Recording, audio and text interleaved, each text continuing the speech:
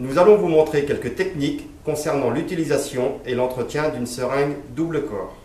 Tout d'abord, le changement de flacon. Lorsque les deux flacons de 50 doses se vident et que l'on aperçoit de l'air arriver dans les tuyaux, on commence d'abord par changer les deux aiguilles.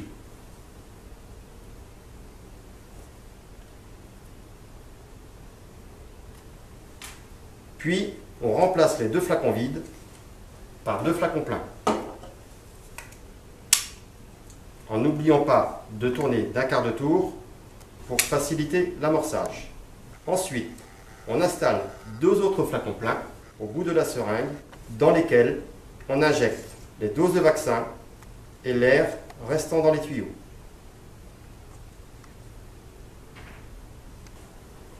Ces deux flacons ainsi complétés seront installés sur la seringue pour le prochain changement de flacon.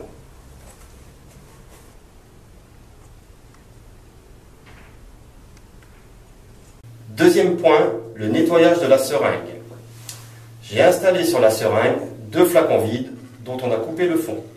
Cette manipulation se déroulera obligatoirement avec de l'eau chaude potable. Je fais un premier rinçage avec de l'eau claire.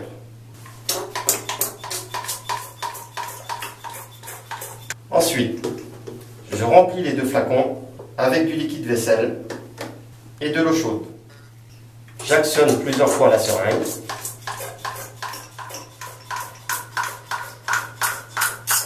Pour terminer, je rince les deux flacons avec de l'eau claire,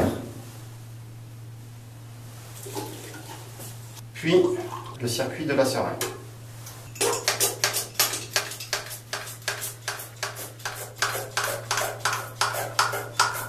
Troisième point, le huilage de la seringue. On conseille de réaliser cette opération après chaque utilisation ou au moins une fois par mois. Tout d'abord, on enlève les deux colliers de fixation des tuyaux.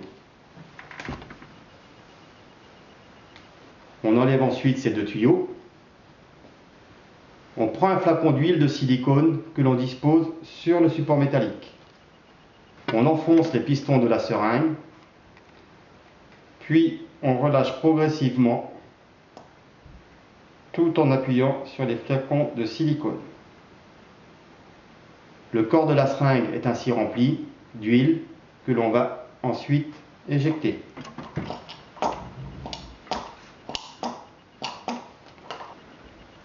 On renouvelle la même opération de l'autre côté.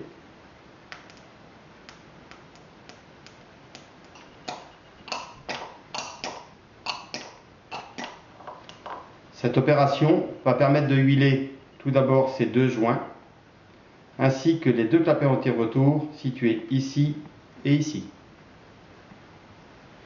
Il nous reste à remonter les tuyaux en n'oubliant pas de remettre les deux colliers de fixation.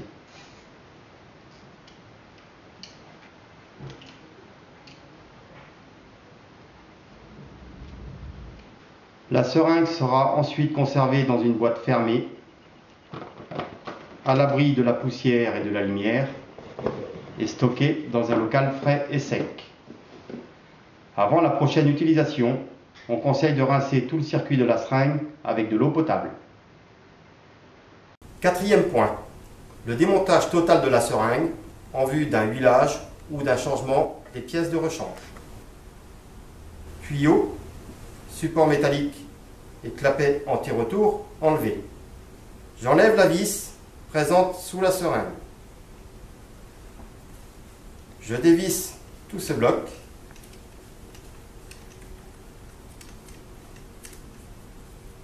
Ainsi, je peux huiler ces deux joints directement. Je peux aussi démonter le support d'aiguille se situant au bout de la seringue. Je dévisse à l'aide de la clé Allen fournie dans la boîte. J'enlève cette vis et en tirant, j'enlève ainsi mon support d'aiguille. Je peux ainsi huiler ces deux joints présents ici ou les remplacer et j'en profite d'injecter sur ces deux petits clapets anti-retour que l'on voit ici de l'huile de silicone.